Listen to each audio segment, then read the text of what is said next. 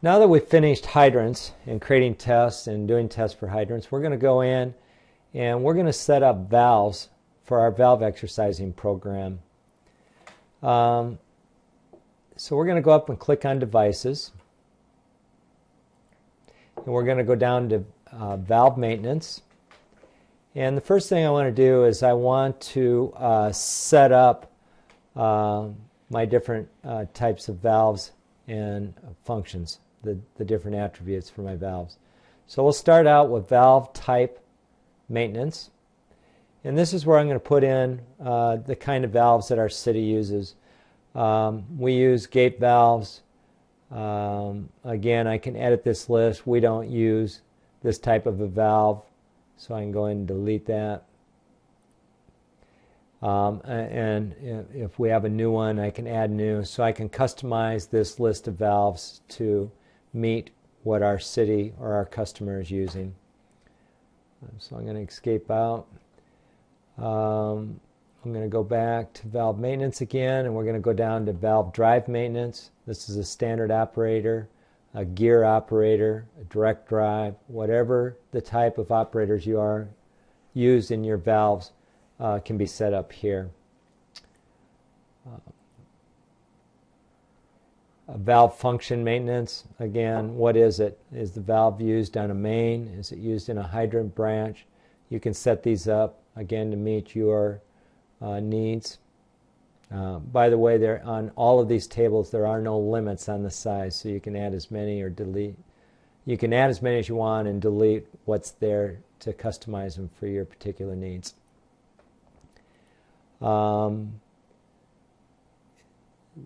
Valve access type maintenance. This is, is the valve in a manhole? Is it in a vault, a valve box, whatever that would be? And then finally, we have the deficiency list. Again, this list can be customized to meet your city's needs or what you find most in the field. Again, the valve box is out of alignment. Your description might be that it's tipped to one side, whatever you want to use as a description. So let's go in and create a valve. I'm going to select Devices, Valve Maintenance, and I'm going to go to Valve Maintenance. And again, I have a table of all the valves that are in my system. If I want to go and look at any of those, I just double click on it and it goes to that valve, so I can take a look at all the different attributes for it and the history. So we'll go out of here. I'm going to go back into valves. I'm going to click on Add New Valve, and we're going to create a new valve.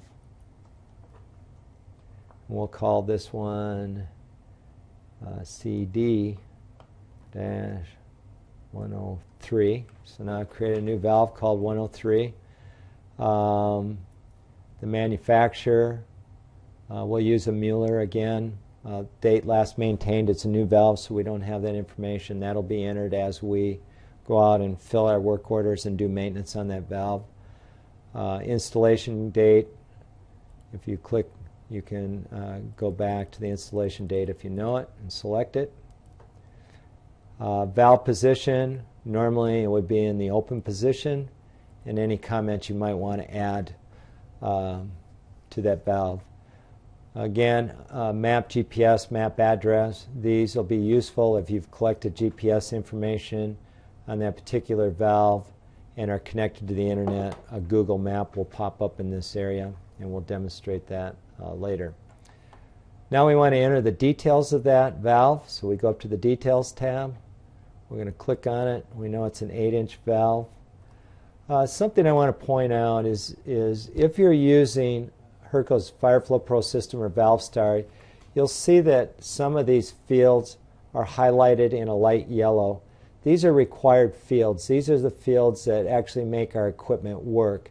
And so those are minimum requirements, so that those always have to be filled in and can't be left blank. Valve box size, got a 6-inch valve box. The valve type, again, I can use the drop-down arrow, or I can just start typing and select. These plus arrows, again, if the attribute I'm looking for isn't in this list, I can click on this button. It'll shortcut me back where I can add that particular attribute, save it, and that will make it available in this list. So valve function is a main. Valve drive, we're using a standard valve drive. Opening direction, we're an open left. Valve turns, this is 6-inch valve, so we're going to be about 18 turns. If you know the exact number of turns, you can put that in here. Access type, valve box. Valve box depth is 6 feet. These three fields here, set torque, set rev, and set speed. Again, if you own Hurco's ValveStar system, you're going to want to enter these values. These will set the alarms for the ValveStar system. So we're going to set torque at 150 foot-pounds. By the way, every manufacturer has a different maximum value for torque on their valves. So be sure to check with your manufacturer so that you don't set your torque too high for that particular valve. We're going to use 150 here, 18 revolutions. Again, if I know it's 19, I can put 19 in here. I don't want to open this valve any faster than 35 revolutions per minute. I don't want to set up water hammer.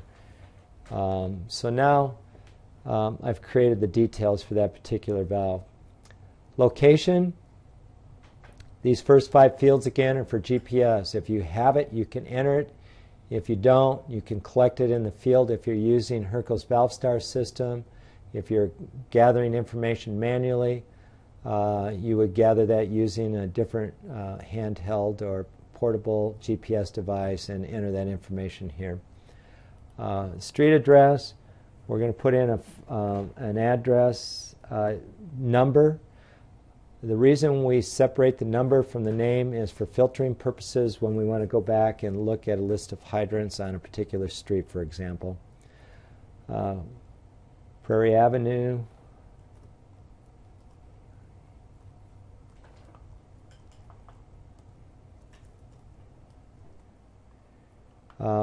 Once you enter in a street name, it will automatically populate the next time I go to type it. IMS will not know the names of your streets.